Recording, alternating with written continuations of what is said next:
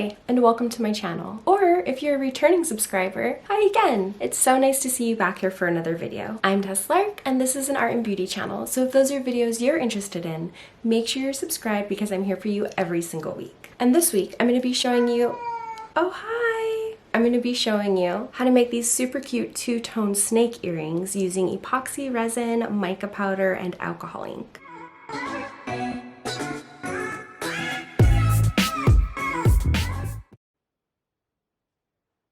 So hi, hello, how is everyone doing today? I hope you're all having a fantastic day. I can't wait to hop right into this project. I've really been on a little bit of an earring kick lately. If you haven't seen my video on how to make earrings with pressed ferns, I'll go ahead and link that down below. And I just want to remind you that I do have a whole jewelry making playlist. So if you're specifically interested in learning how to make jewelry, go ahead and check that out after you finish this video. As always, I will have all of the materials that I used linked down in the description below. So if you're interested in trying this project for yourself, all of that information will be there for you. And let's craft!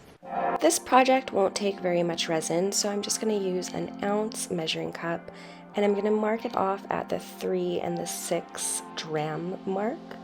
And that is so I can easily see when I'm pouring in both my resin and my hardener to make sure that I'm getting exact measurements.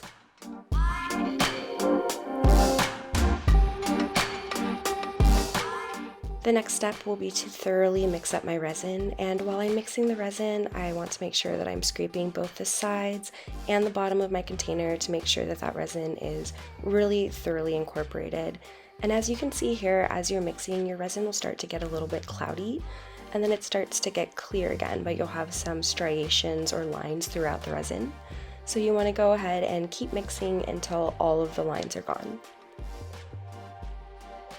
And then I went ahead and poured a little bit of resin into another container just because I will be using two different colors. I'm going to be using black, and for this I'm using some Arteza pigment powders. Again, I'll have all the materials linked down below in the description so you can check them out for yourselves. And I'm mixing mostly black. I only put a little bit of resin to the side for the gold because I'll need more black than gold for this project, as I just want the little tips of the snake's tails to be gold. And for my gold color, I'm going to be using some alcohol ink in Pinata Colors. It's their brass, but I'll also be adding some mica powder to this as well.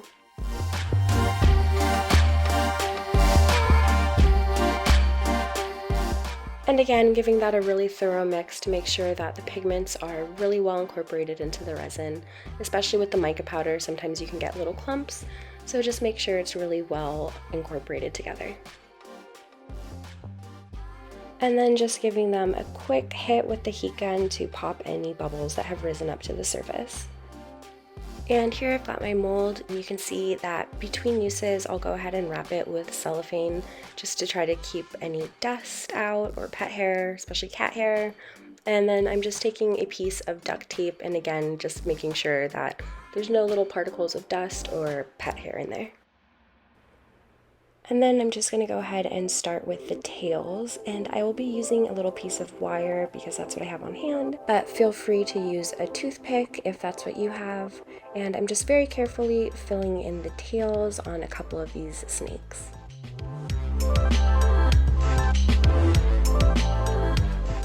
And then I'm going to go ahead and start filling in the snake's body. So I'm using a popsicle stick, but I forgot that I had gotten some pipettes. But I'm really glad that I remembered because this definitely made my life a whole lot easier, and it also made this process a whole lot faster. These pipettes came in a pack of silicone measuring cups, and I hadn't gotten the chance to use them yet, but they are really, really effective for these sorts of very small, detail-oriented pieces. Definitely made the whole process much easier and much faster.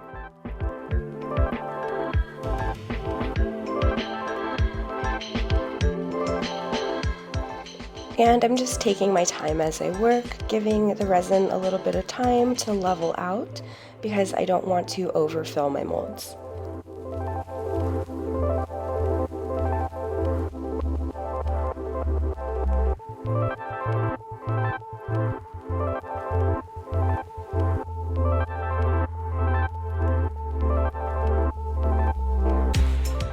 And then just moving right along, making sure to mix up my gold before I use it. And then just filling in the tails of the other snakes that I want to make today. Hello, kitty. And I'll be leaving one pair black because I am making one pair for an order. Which, speaking of, if you are interested in a pair of these for yourself or for someone that you love, I will go ahead and link my Etsy down below in the description. It's fragilebeings.com, and it's a great way for you to support my art and this channel.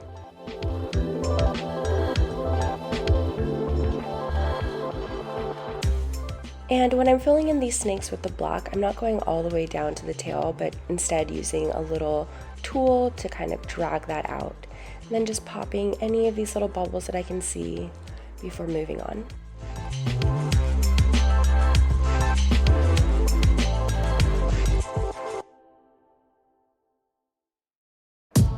Once my molds are totally filled, I'll go ahead and hit them with the heat gun, again to pop any of those bubbles. And then I will carefully add a little bit more of my black resin to the molds that I think could use just a little bit more.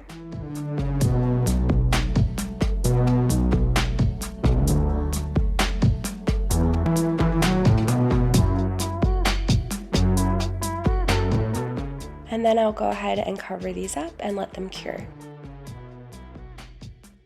After about 24 hours of curing, it's time to take these out of their molds.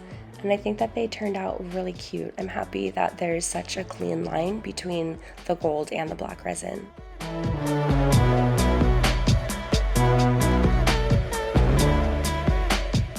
Our next step will be to drill holes in these pieces so we can add the hardware to make them into earrings.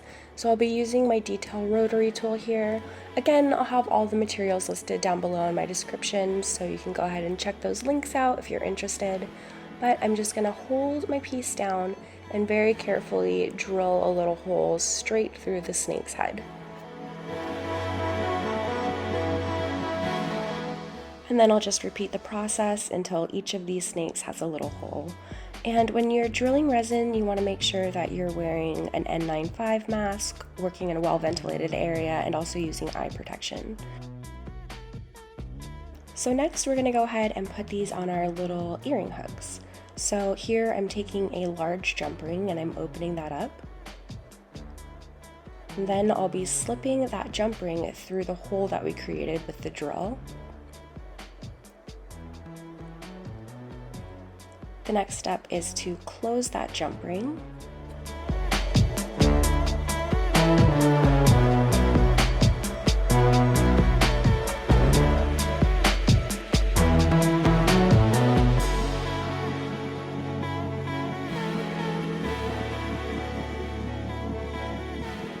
And then to connect it to the earring hook, I'll be using another smaller jump ring and using my pliers to open that.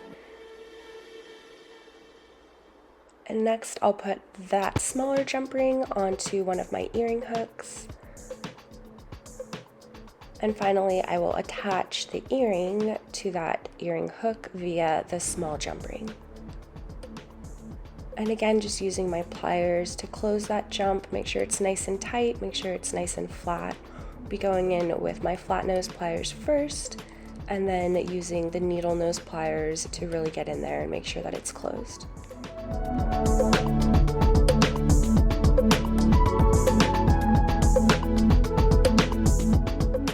And here we have our first finished earring. Isn't she cute? And then I'm just going to go ahead and repeat the process and finish up these other earrings.